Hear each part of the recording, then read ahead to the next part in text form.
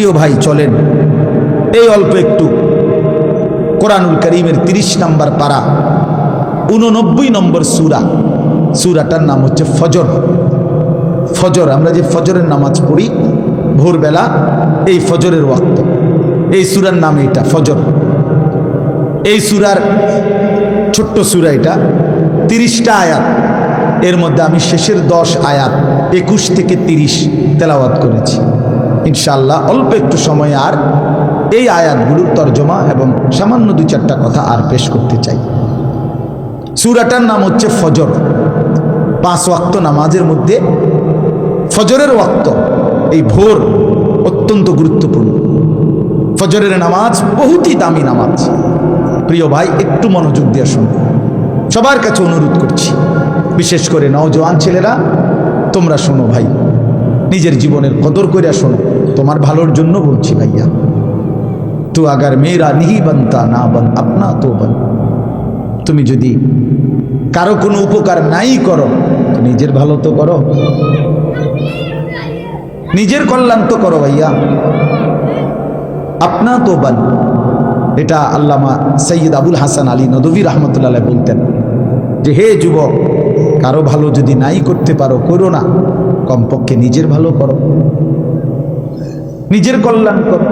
নিজেরে কেন নষ্ট করে দিবা, নিজেরে কেন বরবাদ করে দিবা? সারা রাত তোমরা যারা না মোবাইলে ছবি দেখো, নাচ গান দেখো, প্রিয় ভাই, শেষ পর্যন্ত কোথায় গিয়ে থামবা? তোমার এই লিপ্সা, তোমার এই যৌন তাড়না, তোমার এই অসভ্য রুচি কোথায় গিয়ে থামবা? কত নারী দেখলে থামবা? কত উলঙ্গ ছবি দেখলে শেষ হবে? কত অসভ্য নারী দেখলে শেষ হবে ভাইয়া? একদিন বেলা শেষে মনে পড়বে আমার পেছনের জিন্দেগিটা ভুল ছিল, অন্ধকার ছিল, আমি ক্ষতিই করছি নিজের। শারীরিক সক্ষমতা দুনিয়াতেও নষ্ট হবে, আখিরাতটাও বরবাদ হবে। এজন্য তো বলতেছিলাম, এই ফজরের নামাজ অত্যন্ত গুরুত্বপূর্ণ নামাজ। কোরআন শরীফে আছে, আল্লাহ তাআলা সরাসরি বলছে এই ওয়াল ফজর, এই সূরার প্রথম আয়াত ওয়াল ফজর, আল্লাহ বলছে বান্দা আমি আল্লাহ কসম করছি ফজরের ওয়াক্ত। তাহলে ফজরের ওয়াক্ত আল্লাহর কাছে দামি ওয়াক্ত, এই জন্য আল্লাহ তাআলা সরাসরি ফজরের ওয়াক্তের কসম করেছে। কসম কোরআন শরীফে আছে, আল্লাহ তাআলা বলেন ইন্না কুরআন আল ফজরি কানা মাশহুদা, নিশ্চয়ই ফজরের ওয়াক্ত আমার সমাবেশের সময়। ফজরের ওয়াক্তকে আল্লাহ কোরআনে বলছে ফজরের নামাজ সমাবেশের নামাজ। সমাবেশ কি? হাদিসে আছে, আল্লাহর নবী সাল্লাল্লাহু আলাইহি ওয়াসাল্লাম বলেন সারা রাত আল্লাহর এই জমিনের মধ্যে কোটি কোটি ফেরেশতা এই পৃথিবীতে মানুষের আল্লাহর পক্ষ থেকে বিভিন্ন খেদমত করে, পাহারাদারি করে, এই জমিনে দায়িত্ব আদায় করে। কোটি কোটি ফেরেশতা আছে আমাদের চারদিকে আছে। আমাদের ডান কাঁধে বাম কাঁধে যে 2জন ফেরেশতা লেখে, ওনারা ছাড়াও কিন্তু আমাদের সাথে আরো ফেরেশতা আছে। লাহু মুআক্কিবাতুম মিন বাইনি ইয়াদাইহি ওয়া মিন খালফিহি, এই কোরআন শরীফে আছে। আল্লাহ তাআলা বলছেন আমার পক্ষ থেকে পাহারাদার তদারকি ফেরেশতা আমার বান্দার সামনেও আছে, পিছনেও আছে। ইয়াহফাজুনাহু মিন আমরিল্লাহ, আমি আল্লাহর হুকুমে আমার বান্দাকে, তারা এই ফেরেশতারা আমার বান্দাকে হেফাজত করে। তাহলে এরা তো হইল 2জন লেখে, এরা ছাড়াও আমাদের সাথে আরো ফেরেশতা আছে, ফেরেশতা আছে। এই মানুষের চতুষ্পদ জন্তু যেগুলো মানুষ পালে, এগুলোর কাছে ফেরেশতা আছে। ফেরেশতা ফেরেশতা আইসা বলে কানে কানে, ভাই সাহেব তোমারে বানাইছে আল্লাহর বান্দার খেদমতের জন্য, কাজে সে এখন দুধ দোহাইবে, গরু গাভী, তুমি ঠ্যাংলাইরো না, মাথা লাইরো না, তোমারে বানাইছেই বনি আদমের খেদমতের জন্য। এরকম অসংখ্য ফেরেশতা অসংখ্য ডিউটি আদায় করে। তো সারা রাত যেই ফেরেশতারা ডিউটি করে, ওনারা ফজরের ওয়াক্তে আসমানে ফিরে যায়। আর দিনের বেলা ফজর থেকে নিয়ে সন্ধ্যা পর্যন্ত আরেক গ্রুপ নতুন ফেরেশতা আসমান থেকে নেমে আসে, ওনারা আবার দিনের বেলা ডিউটি করে। তো এই 2 গ্রুপ, যারা ফজরের ওয়াক্তে উপরে যায়, আরেক গ্রুপ নাইমা আসে। হাদিস আছে, আল্লাহর নবী সাল্লাল্লাহু আলাইহি সাল্লাম বলেন এই রাত্রিবেলার ফেরেশতারাও যাওয়ার সময় ফজরের নামাজ পড়ে যায়, আর যারা ডিউটি করতে নতুন আসে তারাও আইসা ফজরের নামাজে অংশগ্রহণ করে। এই জন্য আল্লাহ তাআলা নবী বলেন সাল্লাল্লাহু আলাইহি সাল্লাম যে রাত্রির সব ফেরেশতা এবং দিনের সব ফেরেশতা এবং ইমানদার বান্দা, নেককার বান্দা সব ফজরের ওয়াক্তে একত্রিত। এই জন্য এটাকে বলে সমাবেশ। সমাবেশ। এই জন্য আল্লাহ তাআলা বলেন ফজরের ওয়াক্তে আমার ফেরেশতা আর আমার ইমানদার বান্দা একত্রিত হয়। এটাকে ফজরের ওয়াক্তের গুরুত্ব। এই জন্য আমি দুইটা কথা বলি। এক নম্বর কথা হলো, সারা রাত যায় ফেরেশতা ডিউটি করলো আমাদের, সে যখন ফজরের ওয়াক্তে নিজে নামাজ পড়ে সে দেখে, আহা আমি যে বান্দার ডিউটি করলাম ওই নাফরমান তো ফজরের নামাজে আসলো না। তো ফেরেশতা যাওয়ার সময় বলে, তোর উপরে আল্লাহর লানত, সারাটা রাত তোরে পাহারাদারি করলাম, তুই আমার মালিকের সিজদা দিলি না। বুঝো নাই? আবার ওই যে দিনের বেলা সারাদিন যেই ফেরেশতারা ডিউটি করবে ওরাও যখন আইসা ফজরের নামাজ পড়ে তো ওই আইসা দেখে নাফরমান ঘুমায়, তো তখন এই ফেরেশতারা বলে, তোর রূপে আল্লাহর গজব পড়ুক, তোরে আমি কি ডিউটি করবো, তুই বেঈমান, তো নামাজে পড়ো। এই জন্য যুবক, তোমরা যারা ফজরের নামাজ পড়ো না, তোমাদের উপরে আল্লাহ তাআলার কোটি কোটি ফেরেশতা ফজরের ওয়াক্তে লানত দেয়। তোর রূপে খোদার অভিশাপ, আল্লাহর লানত, ফেরেশতার লানত। আর অভিশপ্ত জীবন সুখের হয় না। লানতের জীবন কি হয় না? সুখের হয়। লানতের জীবন সুখের হয় না। হ্যাঁ, এটা মনে রাখতে হবে। জীবন মানে শুধু ভাত তরকারি না। আমি তো খানা খাইতে পারতেছি, আমি তো ঘুমাই, আমি তো পেশাব পায়খানা করি, আমার তো যৌন চাহিদা পূরণ হয়, আর অসুবিধা কি? আরে বেটা, এগুলো তো কুত্তারও পূরণ হয় বেটা। কুত্তাও তো খায়, কুত্তাও তো খায় বেটা, কুকুরও তো খায়, কুকুরও তো ঘুমায়, কুকুরও তো পেশাব পায়খানা করে, কুত্তারও তো যৌন চাহিদা পূরণ হয়, তাহলে কুকুরের বাচ্চা হয় কেন? কথা বলেন না? তাহলে এই জরুরত গুলো তো জানোয়ারেরও পূরণ হয়। খানা, ঘুম, পেশাব পায়খানা, যৌন চাহিদা, এটুকুর নামই যদি হয় জীবন, তা আমার সাথে জানোয়ারের তফাৎ কি? বলে না কেন? বলেন। এই যুবক, বেনামাজি যুবক, বলো তোমার সাথে জানোয়ারের তফাৎ কি? বলো বেটা, লজ্জা থাকলে বলো। এতটুকু হায়া যদি না থাকে, এতটুকু আকল যদি না থাকে, তো কি গোড়ার ডিম পড়লা? যাই পড়ছো, কিছু তো পড়ছো, জেনারেল পড়াই পড়ো না তো তুমি না কিছু পড়ালেখা করছো বলে, তুমি না কিছু ক্লাস পড়লা, তো কি পড়লা ভাইয়া? মালিক চেনো না, মনিব চেনো না, আখলাক চেনো না, আল্লাহর গোলামি চেনো না, তো কি শিখলা? আপনাদের বাবাদেরকেও বলি, আপনারা আপনাদের ছেলেকে, বেনামাজি সন্তানকে বলেন না, কি শিখাইলেন? কি শিখাইলেন? কি শিখাইলেন? কারো ফিকির নাই। স্ত্রী সন্তান এদের দিন নিয়া, নামাজ নিয়া, বউটা কোনোদিন পর্দা করে না, বেটার কোনো আওয়াজে নাই। মেয়েটা পর্দা করে না, বাপের চোখে পানি নাই, মার চোখে কোনো টেনশনে নাই, কোনো টেনশন। ৮-৭ পোশাক পরে মেয়েটা প্রতিদিন বাইরে যায়, বেচারা মা একটাবারও ভাবে না, হায় হায় আমার মেয়ে যে এরকম 16 বছরের আমার মেয়েটা যে এরকম ৮-৭ কাপড় পরে যাচ্ছে, পোশাক পরে যাচ্ছে, রাস্তার ছেলেগুলো দেখলে কি ভাববে? কি এর কোনো শরম বলতে কিচ্ছু নেই, কোনো হায়া লজ্জা নেই, কোনো হায়া লজ্জা নেই। আস্তাগফিরুল্লাহ। কারো কোনো এই নিয়ে টেনশন নাই। ছেলেটা যে আপন ঘরে, মা বাপ জীবিত, মা বাপ জীবিত, তার মা বাচ্চা রয়েছে, বাপ বাচ্চা রয়েছে, এই ঘরে ওরা ঘুমায়, আর ওই ঘরে এই 365 দিনে 18 বছরের এই দামরা, 16 বছরের এই দামরা কোনোদিন ফজরের নামাজ পড়ে না, অথচ মা বাপ জীবিত। এই কেমন মা বাপ, এই কেমন সন্তান? এই মা বাপের সার্থকতা কি? এই সন্তানের এই জীবনের কি অর্থ? বলেন বাবা, বলেন। আমি এই জন্য প্রায় দেখি, আফসোস লাগে, এই মানুষগুলো দোয়া চায় শুধু আমগো কাছে। কি এর দোয়া?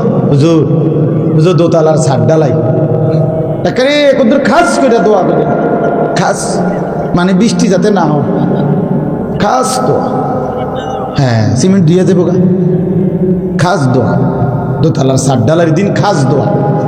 হুজুর একটা গাড়ি কিনছি, কদ্দুর খাস করে দোয়া করে যাতে অ্যাক্সিডেন্ট না করে, যাতে তেল ছাড়া চলে, গ্যাস ছাড়া, খাস দোয়া। হ্যাঁ, মোটর সাইকেল কিনছে, দোয়া করে। হুজুর এই বিটটা লইছি বাজারে, হুজুর খাস দোয়া করে, তাই না? হুজুর দোকানটা দিছি, হুজুর খাস করে দোয়া করে দেন। আমনে দোয়া করে বাইর হইলেই হ্যাঁ টেলিভিশনটা চালামু। হ্যাঁ, চা দোকানদার তো এটাই বলে, ঠিক না? যে হুজুর আপনি খাস করে দোয়া করে দেন যাতে এই টেলিভিশন চালানোর পর থেকে আর একটা মিনিট যেন কারেন্ট না যায়। কারেন্ট গেলে তো লস, আমার কাস্টমার কমে যায়। হায় হায় মুসলমান, হায় মুসলমান, মোটরসাইকেলের জন্য দোয়া চায়, ছাদ ডালের দোয়া, ভিটের জন্য দোয়া, দোকান ঘরের জন্য দোয়া। আমার কাছে একবার একজনে বলছে, হুজুর 1,10,000 টাকা খরচ করে উনি টেলিভিশন কিনছে, চ্যাপটা একের সত্যি করে বললাম। আমি ওনার ঘরে গেছিলাম, উনি বিদেশ থেকে আইছে, এটা বাক্স খুলছে না তখন। উনি কইছে, কয় হুজুর 1,10,000 খরচ গেছে, দোয়া করে। আমিও দোয়া করছি, ওটা যে ওয়াদের, আমি দোয়া করছি, ভাই দোয়া করি খাস ভাবে আপনার ঘরে টেলিভিশন লাগাইবার পর থেকে যেন কখনোই কারেন্ট না যায়, আপনার বউ বাচ্চা যেন 24 ঘন্টা টেলিভিশন দেখতে পারে, নাচ গান সব যেন দেখে, আপনার ঘরে যেন সারাক্ষণ আপনার বউ বাচ্চা যেন বৈশা টেলিভিশন চাইতার। হুজুর খুব রাগ করছেন না? হইতে করি আমি, আপনি দোয়ার ডকে বোঝেন না? দোয়ার ডক দেখেই তো বোঝা উচিত হ্যাঁ রাগ করছি না খুশি হয়েছি। কি দোয়া করতাম, কি দোয়া চাইলেন মুসলমান, কিসের জন্য বললেন? আমাদের বাংলাদেশের একজন বড় বক্তা আছেন, হযরত মাওলানা আব্দুল বাসেত খান সাহেব। আলহামদুলিল্লাহ শনিবারে আমার মাদ্রাসায় আসবে, আপনাদেরকে দাওয়াত করলাম। হযরত মাগরিব বাদ বয়ান করবে। আল্লামা খালেদ সাইফুল্লাহ ইউবি সাহেব আসরবাদ বয়ান করবে। আমার শায়েখ আল্লামা মুফতি মুশতাকুন নবী সাহেব এশাবাদ বয়ান করবে। আমাদের হেফাজতে ইসলামের মহাসচিব আল্লামা শায়েখ সাজিদুর রহমান হুজুর শেষে দোয়া করবে, কথা বলবে। শনিবার দিনে 14 তারিখ ময়নামতি ক্যান্টনমেন্ট সাহেবের বাজার। তো ওই হুজুরের এক বয়ানে আল্লামা আব্দুল বাসেত খান সাহেব, আমাদের সারা বাংলাদেশের ওয়াইজদের একটা সংগঠন আছে রাবেতাতুল ওয়াইজিন, এই ওয়াইজিনদের এই সংগঠনের তিনি সভাপতি সারা বাংলাদেশে।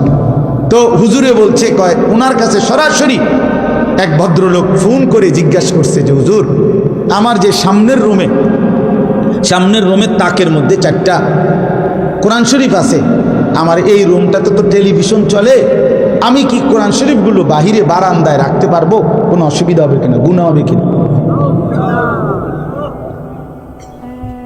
এই হুজুরে বলছে কথাই।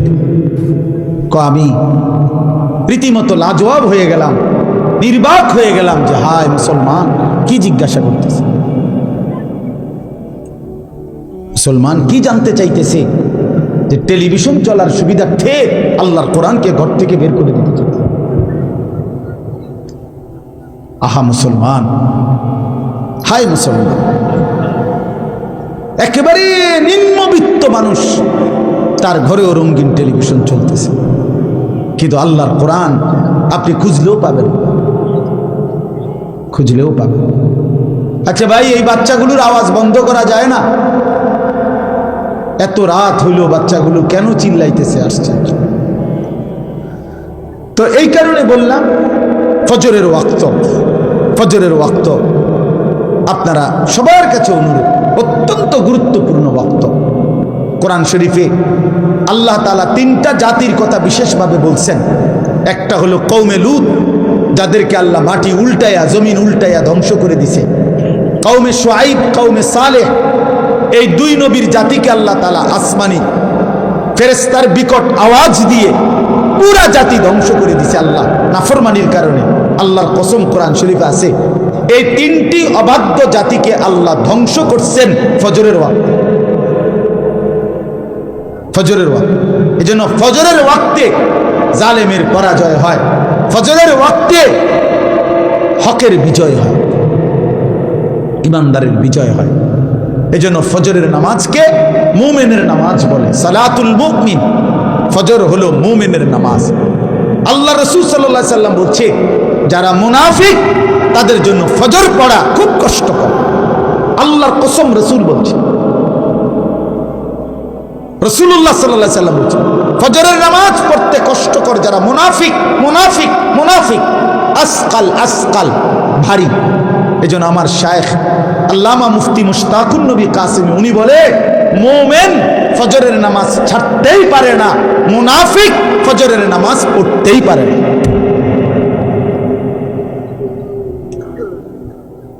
এজন্য খামখেয়ালি করেন না, ফজরের নামাজ বহুত গুরুত্বপূর্ণ। আমাদের নবী সাল্লাল্লাহু আলাইহি সাল্লাম রবিউল আউয়াল মাসের সোমবারে সর্বশেষ উম্মতকে, নবীর সাহাবীদেরকে মসজিদে ফজরের নামাজের সময় দেখে পুরা মসজিদ ভরা দেখে খুশি হয়েছিলেন এবং নবীজি চোখের পানি ফেলে কাঁদছিলেন। আর আয়েশা রাদিয়াল্লাহু তাআলা আনহাকে বলছিলেন, নবীজি ফজরের নামাজে সেদিন ইন্তেকালের দিন যেতে পারেন নাই, এত অসুস্থ ছিল। তো হুজরাত থেকে তাকায় তাকায় দেখছে সাহাবীরা ফজরের নামাজ পড়তেছে, সবাই মসজিদ ভরা। সেদিন নবীজির সোমবার রবিউল আউয়ালে নবীজি চোখের পানি ফেলছিলেন আর বলছিলেন, আয়েশা আমার 23 বছরের মেহনত সার্থক। 23টা বছর আমি চোখের পানি ফেলছি, রক্ত ঝরিয়েছি, তায়েফে পেটে পাথর বাঁধছি, বিনিময়ে আমি যেমনটা চেয়েছি আমার সাহাবীদেরকে তেমন দেখলাম, ফজরের ওয়াক্তে মসজিদ ভরা দেখলাম।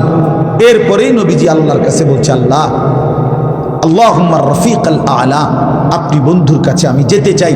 এই সেদিন জোহরের আগেই সোমবার দিন আল্লাহ রাসূল সাল্লাল্লাহু আলাইহি ওয়াসাল্লাম ইন্তেকাল করছেন। এটাই বিশুদ্ধ ইতিহাস। এজন্য নবী সাল্লাল্লাহু আলাইহি সাল্লাম উম্মতকে শেষ কোন নামাজে দেখছেন? সবাই বলেন, সবাই বলেন। সেই উম্মত যখন আমলনামা নিয়ে নবীর সামনে যাবে আর আল্লাহ রসুলের হাতে নিজের আমলনামা তুলে দিবে, ইয়া রাসূলুল্লাহ, এই যে আমার আমলনামা, আপনি আমার জন্য একটু সুপারিশ করেন। আল্লাহর কসম, নবীজি সাল্লাল্লাহু আলাইহি সাল্লাম তখন তাকিয়ে দেখবে আর দেখবে পৃষ্ঠার পর পৃষ্ঠা, বছরের পর বছর নামাজ নাই, ফজরের নামাজ 5 ওয়াক্ত নামাজ নাই, 40 বছর সুদ খাইছে, 30 বছর ধরে মিথ্যা বলছে, হায়াতের 60 বছর, অথচ অনবরত প্রতিনিয়ত বিড়ি সিগারেট খাইয়া গেছে। 60 বছর বয়স চা দোকানে আড্ডা দিছে, নাটক সিনেমা নর্তকীর ছবি দেখছে, কথায় কথায় মিথ্যা বলছে, গালিগালাজ করছে। আল্লাহর কসম বন্ধু, কিতাবের মধ্যে আছে, নবীজি চোখের পানি ফেলে দিবেন, বলবেন, উম্মত এ কি আমল নামা নিয়ে আসলাম?